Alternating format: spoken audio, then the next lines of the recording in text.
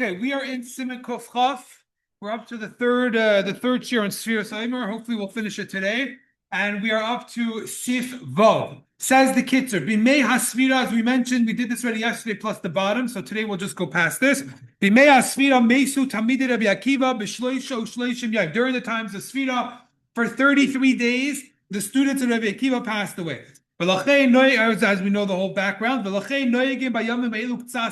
Therefore, we behave slightly with mourning. Like we don't get married, and we don't take a haircut. Now, the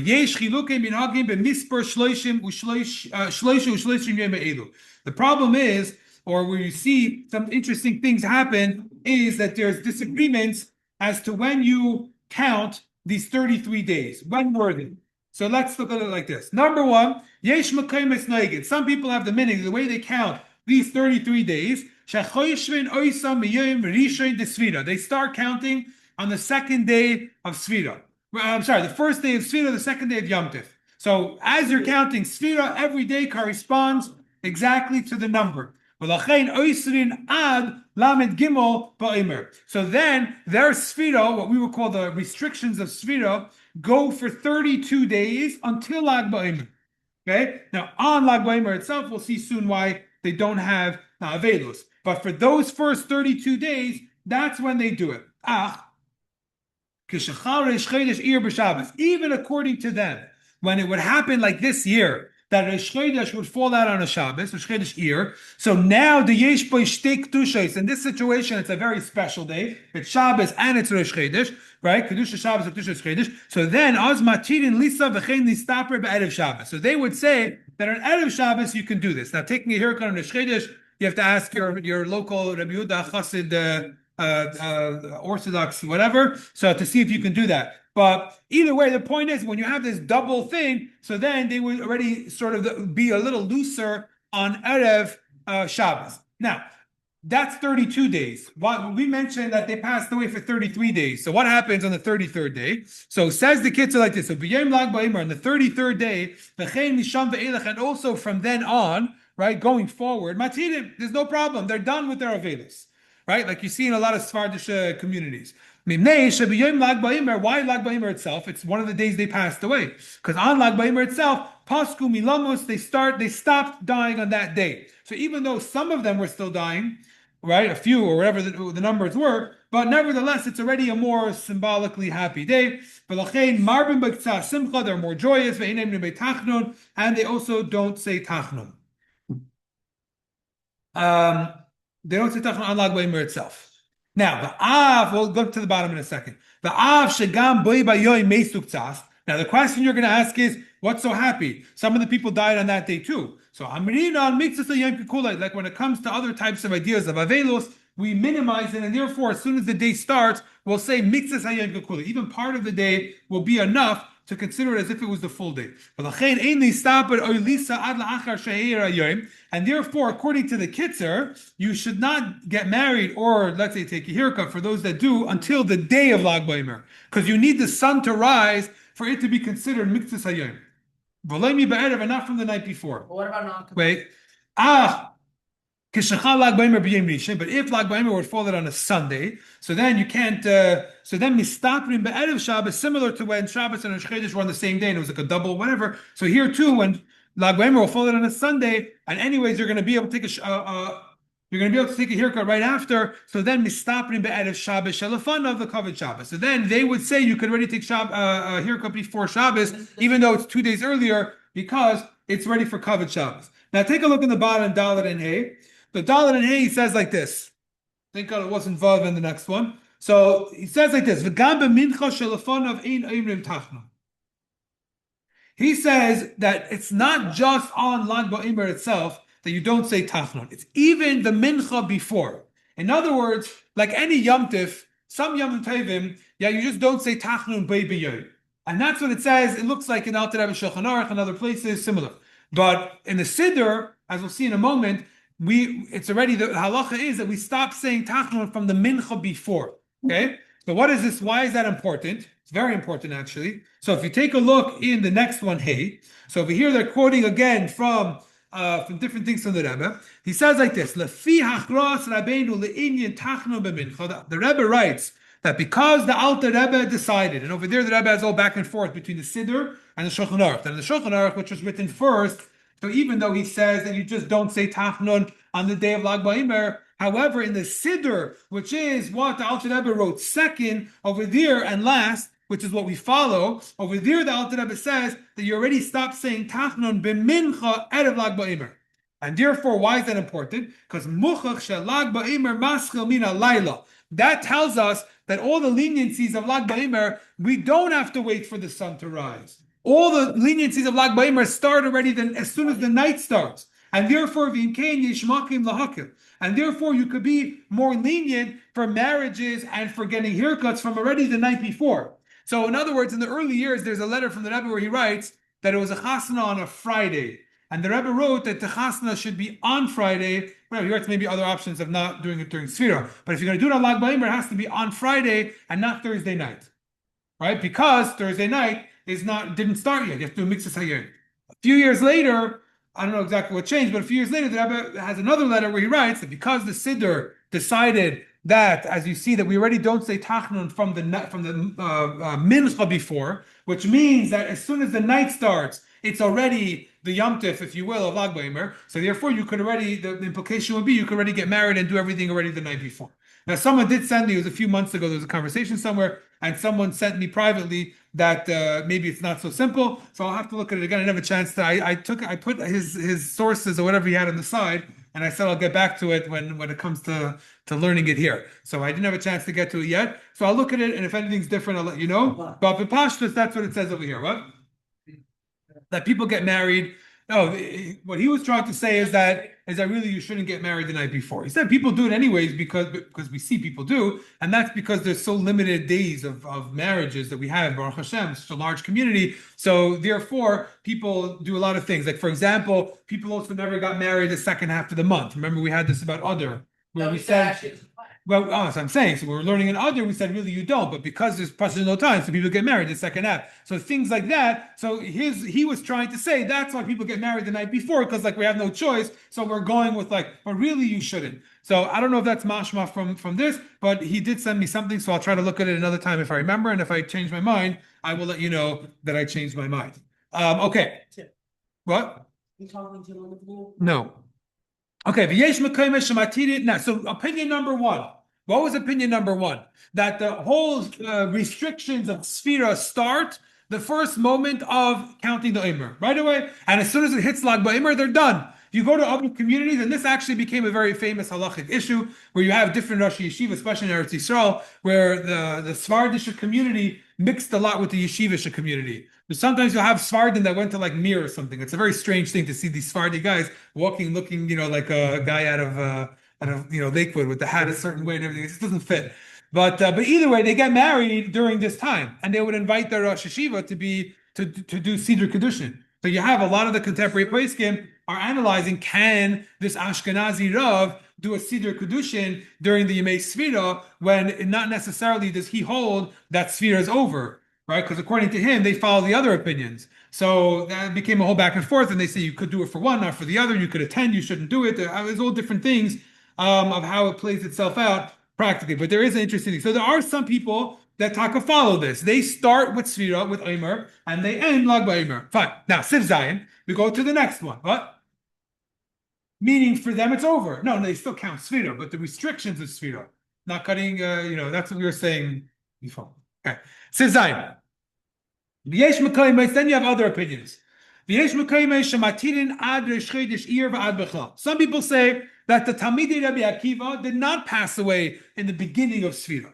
They started passing away, he says, Rosh Chodesh v'ad Bechla. Meaning Rosh Chodesh year, this year, for example, was Friday and Shabbos. So they would say until Sunday, nothing started. It's only from yesterday, right? Yeah, yesterday. Shehein Shisha Asar Yom, which is 16 days into Sefira, right? On the 16th day, that's when they started to pass away. Now, 16 and 33 is how much? What do you know? So therefore, V'nish'arin Lamed Gimel Yom Be'isur Ad Chag HaShuas. So they would say that Sefira starts from yesterday and goes all the way through Shavuos till the beginning of Yom Tov. However, when we're stopping in Be'erev Chag, they would say you could already take a haircut before Yom Tov, but that's it. You can't do music till Yom Tov, right? You can't do anything because according to them, it's never over till Yom Tov starts. 33 days started from Sunday and goes all the way till the second Yom Tov starts. Fine. Now, Mikal Makim, 1 second, but even according to them, even they would agree that the standard Lag BaOmer is still off, it's still not counted. Why? Because that's the day that the Rashbi passed away. That's the Yartzeit of the Rashbi. That's a separate holiday, if you will. Right? According to the first opinion, they also stopped dying that day. But according to this opinion, they were dying all throughout, but it's still the Yartzeit of the Rashbi. Now, and according to them also, if you fell it on Sunday, they would say you could take a haircut Erev Shabbos, okay, separately. Fine. This is opinion number 2. Opinion number 2 is that from the second day of Iyar, yeah, not including Rosh Chodesh, from the second day of Iyar till the end, that's your 33 days. And then you have a third opinion.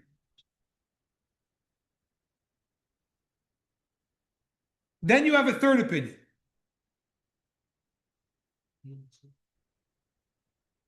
Then you have some that say that really we're not including Rosh Chodesh Iyar. That means in this case it would have been Thursday. Yes, so you're losing Shabbos and Friday. And therefore, b'yom rishon de Rosh Chodesh, the first day of Rosh Chodesh, which was Friday, maschila Isser, that's when the 33 days start. And therefore, b'yom rishon de Hagbala, right, the 3 days, the Shlosh Shmi Hagbala, the 3 days before Yom Tiv, the first day of those 3 days is the Lamed Gimel, is the 33rd day. It's the last day that they died, 3 days before. And therefore, by mixing Kulai, they would say that as soon as you start the 3rd day before Shavuos, as soon as the day starts, it's over. And therefore, Mutar and Lisa, the stopper band, they would say 3 days before you could already start getting married and taking haircuts because that's when it was over. The Gam b'yom lag b'yom mutarim, and then separately they would agree, right? The one standard that all 3 opinions agree with is that lag b'yom itself is the day that the Rashbi passed away, and it's his Yartzeit, and therefore it's excluded according to everyone. But according to them, you start from the first day of Rosh Chodesh, and it goes till the 3 days before the first of those 3 days. As soon as the day starts, it's over. So what do we do? So the halacha is like this: every community has to choose one way. You can't do everything or nothing. You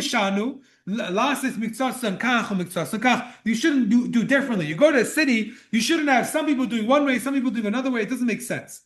Now, what's our minhag? So the Alter Rebbe writes that if you want to take upon yourself all 3 chumras, it's not mechse kiyura. Usually, when you take a chumrah that doesn't make sense, it's called mechse kiru. You're showing off, and showing off is not a good thing. It's a gaiva, right? And therefore, we frown on it. But when it comes to chumras that make sense, then it's okay. So to take all 3 chumras, the Alter Rebbe writes, is a perfectly normal thing, and that's our minhag. We take all 3 chumras. So our Sefira starts from the second Yom Tov, from this first day of Sefira, of Omer, and it goes all the way till Shavuos. And therefore, Erev Shavuos itself, after part of the day passes, we could already do some stuff. Haircuts, if you look in the bottom where it says Vav, he says Noigid Isur Tispoides Gama Achalag Baimer. We do the Isur of haircuts all the way through the Af Bimei Agvala, even the last 3 days, Ad Erev Shavuos. And even then we do it after Chatzos, I'm pretty sure, because even though we're taking a lot of chumras together, for us it would be okay. What? So again, Lag BaOmer itself, as we said, according to all 3 opinions, it's fine. So everyone agrees Lag BaOmer is okay because Lag BaOmer was the day that Rashbi passed away. There are some people, by the way, that don't get haircuts. No, not about getting haircuts in Lag BaOmer. That was about doing it before, yeah. But and before Chatzos or Sunday, yeah. But there's another thing that according to the Arizal, because it's like Yemei Adin, so we don't get haircuts, even on Lag BaOmer. Now, first of all, the Arizal's own kid, he did a thing for him on Lag BaOmer. He brought him to do a flip sandwich, yeah. So what? So I'm just saying. So number one, so kids always did. In front of the Rebbe, they always did. And even for adults, I'm pretty sure there are years that Rebbe did get a haircut on Lag BaOmer himself. Some years not. So I don't know that there's a consensus. it's according to the Arizal that we don't do it. Now we don't do all Kabbalistic minhagim also. So I don't have an answer. People ask, should we, should you not? There's no real, I mean, I don't know what to say. There's no minig, you could. There is a minig al pi Arizal not to. Some people do, some people don't. I've seen both. I've seen everything. If a bacher has a long hair, then they should get a haircut. If it's especially if it's chatzitza for tefillin. So there's no. I don't think there's one. Some people hold very strongly in some ways. I don't know. You hear different opinions. Yeah, Menachem.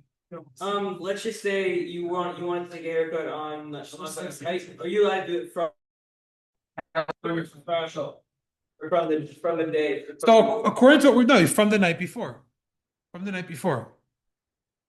It was to be also and all that, like all this stuff, all of it. Yeah. Yeah, because originally, like I said, it wasn't so clear. Because originally you have to do what's called Miktzah Yom Kekula. That means the day has to start. So you have to have the sun rising.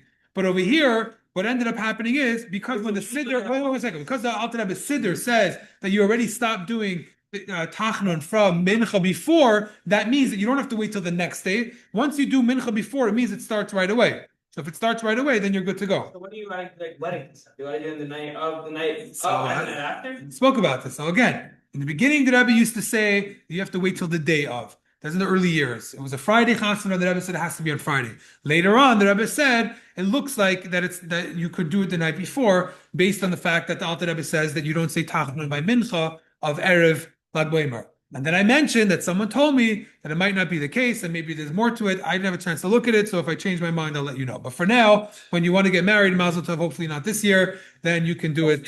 Seems like not this year. I said. Okay, you had a question? Okay, let's go.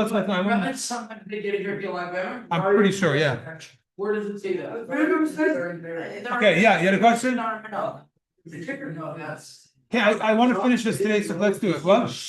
Is there anything to learn at night on Lag B'Omer? To go for Indian to learn always. What do you mean? No, I'm saying for a long time. On Lag B'Omer. Lag B'Omer is a very special day. Al Pi Kabbalah, the Rebbe, it was a very holy day, a day full of miracles. They would actually do miracles, and it says in Hayom Yom of Lag B'Omer that the Mittel Rebbe used to go out to the field and do miracles, and people that needed it were waiting for all years. So it's definitely a very Kabbalistic day. So Rosh Hashanah for Kabbalah. Yeah, you just Kitzur is Rosh Hashanah for Chassidus, and Lag B'Omer is Rosh Hashanah for Kabbalah. So it's definitely a very special day. But I mean, you should always learn. I don't know. That will be done shortly. Okay, let's finish this. I want to finish this. Hasandik. Now, the next thing is like this. The Sandik. Who is the Sandik? So the Sandik, he says, the one who holds the baby during the bris milah. In other places, they're actually called the Bal HaBris, because they're the ones that traditionally they possibly pay for the bris, but also it's a very big honor. They wouldn't say Tachnun the whole day and all that stuff. So the Sandik v'Amoyo v'Avi Abeb, these three people that are all part of this bris, in general, they're the ones that are referred to them. Mutarin listaper b'yom shelifnei hamila samoch le'erev. They could get a haircut, and they could also get the haircut the night before. Koydem alicha lebeis hakneses, before they go daven ma'ariv. In other words, before the stores close. Why could they do that? Because, as we know, a bris always happens early in the morning. It's supposed to happen right away, generally. Okay. You have the famous thing nowadays where you have a conflict between B'rei Amhad Malach, that if you push it off, more people will come. So that's why brisim are not always in the morning early, and also obviously the male, you have to make sure he's available, whatever. But ideally, we try to do it in the morning, especially because the father's up all night. The point is, he's not going to have to get a haircut the next day. So even though it's the night before, and it's before they even go to Ma'ariv, because the store has to be open, technically they can get their haircut. Again, according to the Arizal, like we mentioned, then maybe they wouldn't. Fine, Sif test. Lastly, shidduchin afilu basudim mutarim kol hayamim, not to get married, but to make shidduchin, that you could do, because that's something that we always say, shami yiktamenu achar, that in the Gemara is always a concern that maybe someone else will get married to this person first. So therefore, their courtship was very different than the way we do it now, the shidduchim process. So therefore, they could do it, get engaged right away. Mutarim b'chol hayam, you could do that basically in any day, even with a suda. Right, but lav davka with music, and then he says achri kudum v'chayleis. But the music, the dancing, and the dancing and the different types of joy, that already he says that you shouldn't do. Okay, just a few other things about that. When it comes to clothing, so I was mentioning to someone yesterday, certain clothing everyone agrees you could buy, like undershirts, underwear, things like that. That for sure you do. Shoes, it's a little bit of a machlekes. Some people say shoes you could buy, some you can. So someone actually asked me yesterday, if they have no shoes, the shoe ripped and they found one on sale and their feet are hurting them or their size changed or something like that. So it looks like you could. It's more like clothing of simcha, even though we don't make a shechiyanu anyways, but nevertheless, that's something you should do. That those things you could do. Okay, Sif Yud, yeah. The minig is that we don't do any malacha. Echad anashim ve'echad nashim kol yemei asfira for this entire time that we're counting the omer from mishkias achama, from the time that the sun starts to set. Even though you might be waiting to count till tzeis kichavim, but nevertheless you don't do any malacha ad la'achar sfiras omer until after. The remez is that it's not just like because you have a big mitzvah you don't want to do malacha and get distracted. No, it's different. There's actually a remez because it says in the pasuk sheva shabbos, 7 weeks you should count, and that comes from milashon shvus, like Shabbos, and therefore the bizman asfira during the time of counting the hainu mishkias achama ve'elach yeshu lishbois b'mlacha ad la'achar asfira. You should stop doing sfira until then. And according to the Alter Rebbe, what about women that some of them don't count for some reason? So maybe they shouldn't do malacha the whole night, so they get a free pass. Now, what does it mean malacha, anyways? So certain things you could do. Like let's say cooking and baking, so right, more like Rosh Chodesh style. Cooking and baking they could do. Big, long, hard malachas, that's something that people shouldn't do, meaning even the men. 1 second, writing and things like that. Better, you shouldn't write, 1 second, you shouldn't be writing big things, but if it's a small little note or something you could do. If you're washing, let's say, okay, let me just go through this, yeah? If you're washing dishes or something like that, a few dishes, l'chura, that could work also. Again, eating also we spoke about. If you're having a snack or something, you could do that. A full suda, you shouldn't start a half hour before. But if you started it a half hour before, and then you pass this, you don't have to stop, or you ask someone to remind you. And especially if you have someone remind you, yes, snacks you can always do. Okay, let's do Yud Aleph. Belel Rishon de Shuas, the first night of Shuas. Me'achre milispal arvis at tzeitzekichavim. You don't daven until it's actually night tzeitzekichavim. She'im yispalu keidim, because if you daven early, v'yikablu kedushas on and you accept the Shavuos on you, chaser ma'at mitishvar b'yimei asvira.